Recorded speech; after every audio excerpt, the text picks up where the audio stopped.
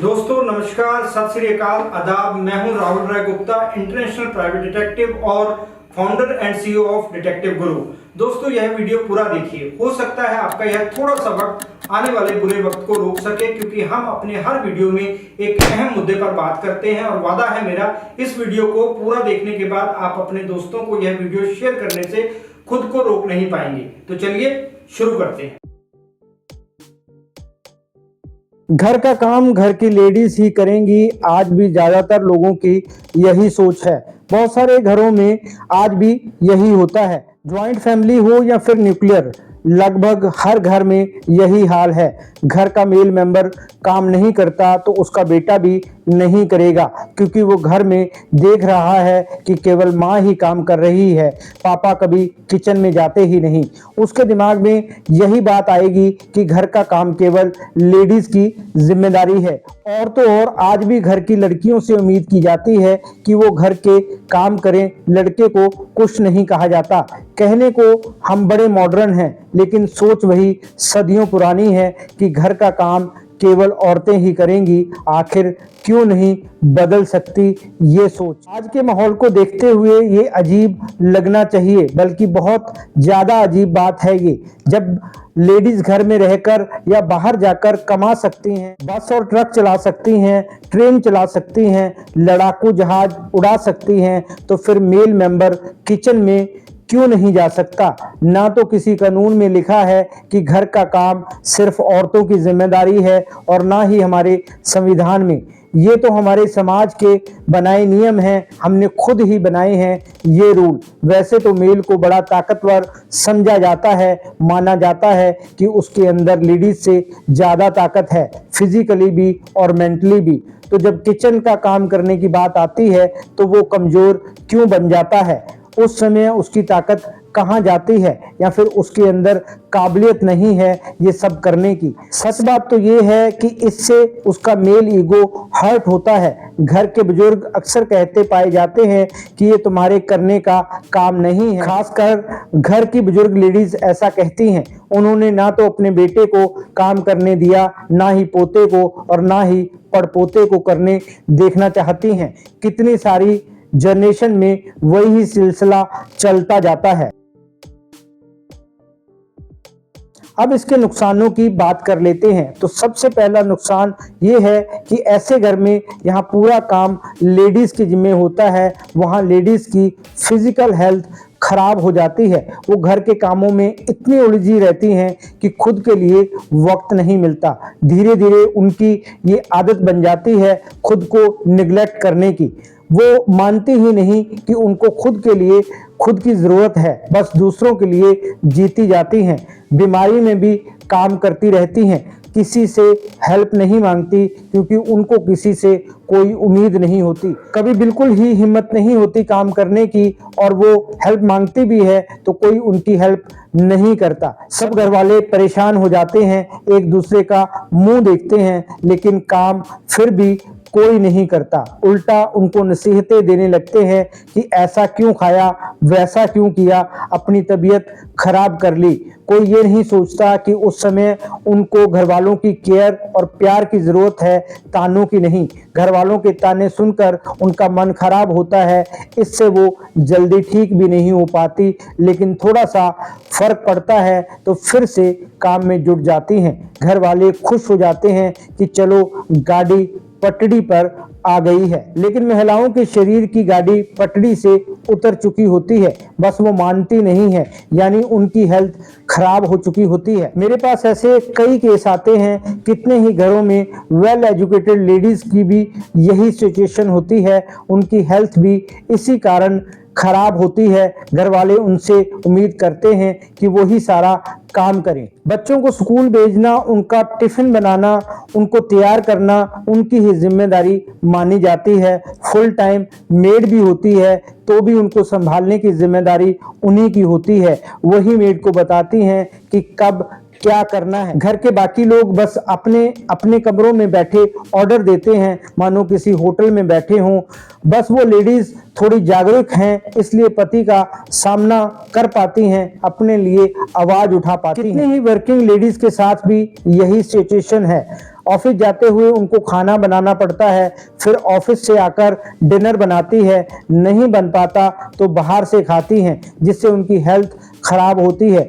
आप अपनी मेड को ही देखिए, वो पूरा दिन कितने ही घरों में काम करती है, घर से काम करके आती है, चाहे सुबह 6 बजे भी घर से क्यों ना निकले, रात को घर जाकर खाना बनाती हैं, कपड़े धोती हैं, चाहे घर पहुंचने में 10 क्यों ना बज जाएं। पति अलग रोब झाड़ता है, कुछ मेड्स की हालत और ज्यादा खराब होती है। पति शराब पीकर गालियां देता है, पीटता है, उससे पैसे भी लेता है, लेकिन कभी समाज के डर से, वो कभी बच्चों की शर्म की खातिर वो चुप रहती है। कहते हैं कि पति के साथ ही रहना, जैसा भी है आखिर में सर पर हाथ तो है उसका। पति के बिना समाज जीने नहीं देगा। इसका रिजल्ट ये होता है कि वो बीमार रहने लगती हैं, कितनी ही साइलेंट बीमारियां लग जाती हैं उनको, जिनका पता ही नहीं चलता। हमारे यहाँ एक मेड को कैंसर हो गया, लास्ट स्टेज पर पता चला, थोड़े दिनों में ही उसकी डेथ हो गई। बच्चे बहुत छोटे हैं, अभी पढ़ रहे हैं।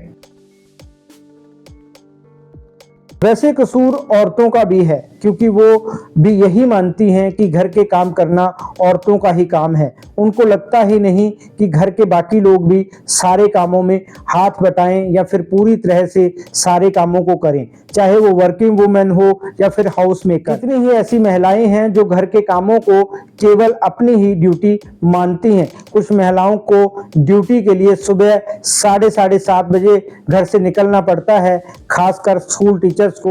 वो इतनी जल्दी भी घर वालों का नाश्ता और लंच बनाकर जाती हैं। कुछ टीचर्स के घर वाले तो उनसे उम्मीद करते हैं कि वो नाश्ता सर्व भी करें, वो भी इसे अपनी ड्यूटी समझकर करती हैं। उनकी सुबह 4 बजे शुरू हो जाती है, क्योंकि उनको सारे काम निपटाकर स्कूल भी टाइम पर पहुंचना होता है। शुरू में तो वो इसे अपना काम और अपना फर्ज समझकर करती रहती हैं, बाद में घर वालों को इसकी आदत हो जाती है।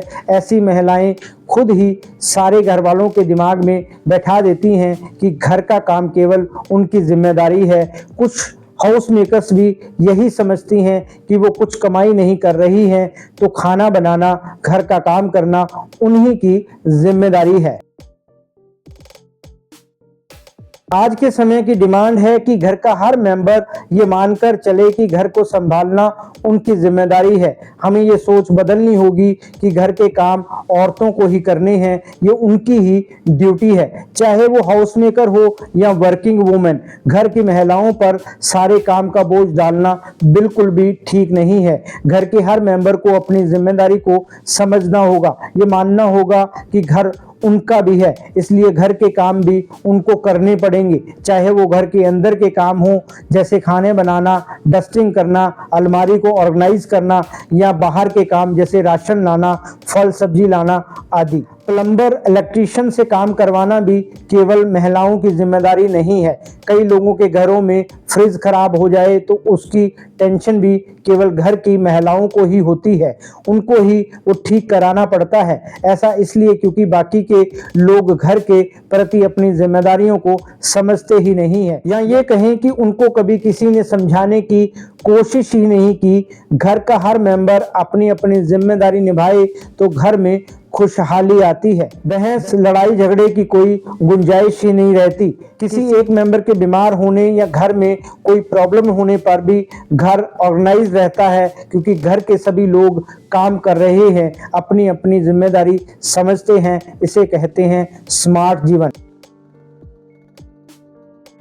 बेटर होगा कि हर कोई अपना अपना काम बांट ले। जैसे खाना सर्व करने का काम घर के बच्चे बेहतर कर पाएंगे। अगर घर में फुल टाइम मेड नहीं है तो डस्टिंग का काम भी बच्चों को दे सकते हैं, क्योंकि वो यंग एज में होते हैं, उनका शरीर फुर्तीला होता है, वो मजे मजे में ऐसे काम निपटा देंगे। उनके काम को मनोरंजक बनाने के लिए बच्चों वाला म्यूजिक या गाना चला दें। म्यूजिक सुनते सुनते वो कब काम पूरा कर लेंगे उनको भी पता नहीं चलेगा। इसी तरह बैठकर करने वाले काम घर के बुजुर्ग कर सकते हैं, इससे उनका टाइम पास हो जाएगा, साथ ही उनको एहसास होगा कि उनकी भी घर में भागीदारी है। इस उम्र में आकर अक्सर उनके अंदर हीन भावना आ जाती है। बहुत घरों में ऐसा होता है, यहाँ बुजुर्गों से काम नहीं कराया जाता। बच्चों को लगता है कि पूरी उम्र उन्होंने काम किया है, अब वो काम क्यों करें, लेकिन इसी से उनको समस्याएं